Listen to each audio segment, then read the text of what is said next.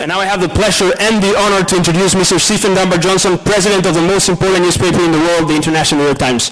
Mr. Stephen Dunbar Johnson.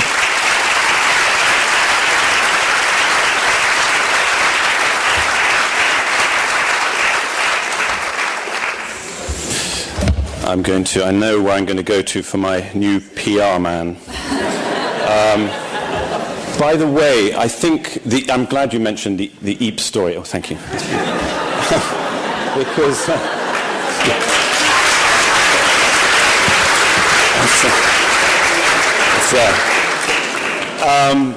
it was on the Germans only won on penalties, by the way.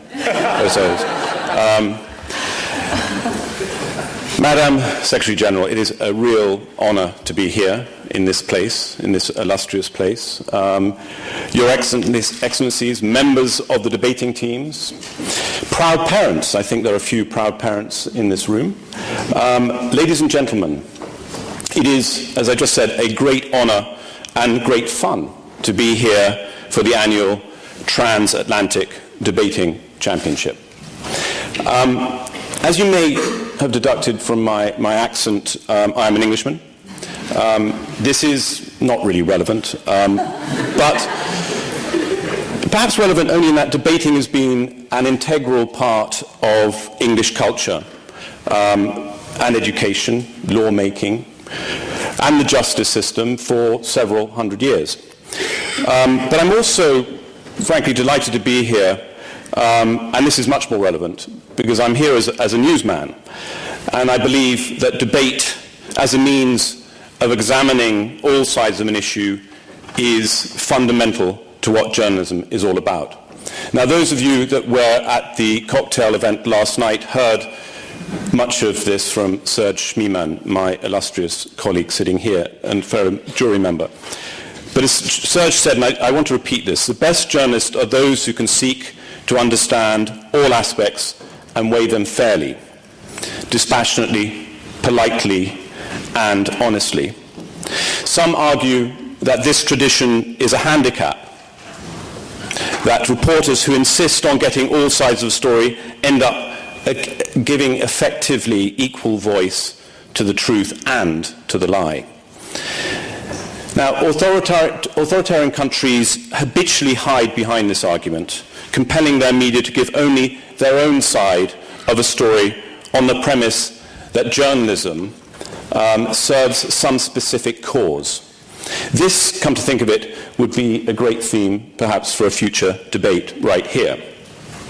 But I believe that no cause is served through propaganda, whose core premise, after all, is that people should be directed and manipulated.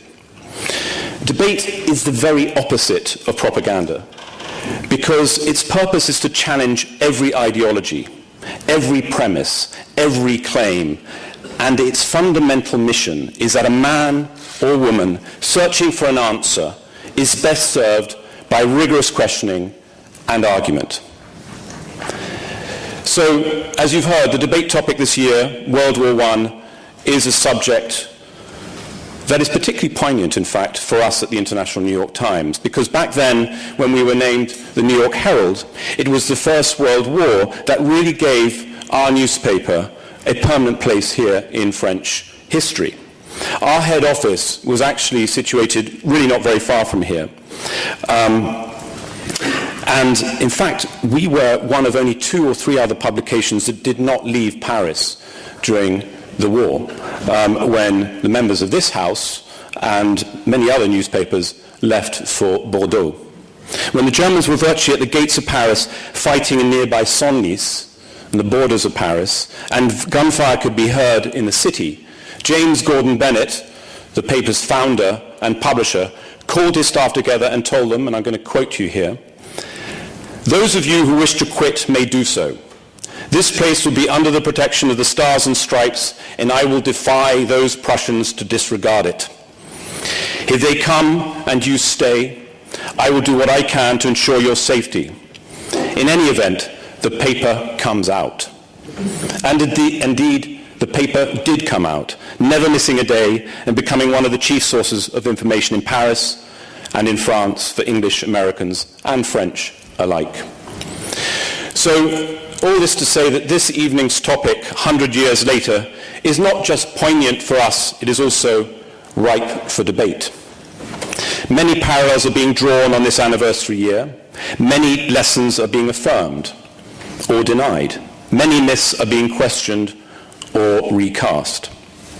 There is a wealth of material there, all of it critical for us today and very relevant for all of us today. So let's get to it, and may the best team win. Thank you very much. Thank you.